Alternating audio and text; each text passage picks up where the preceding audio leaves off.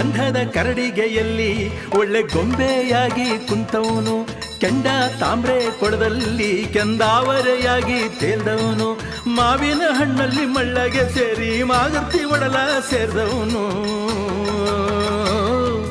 ಏಳ್ಮಲೆ ಕರ್ತು ಏಕಾಂಗಿ ವಸ್ತು, ಏಳ್ಮಲೆ ಕರ್ತು ಏಕಾಂಗಿ ವಸ್ತು.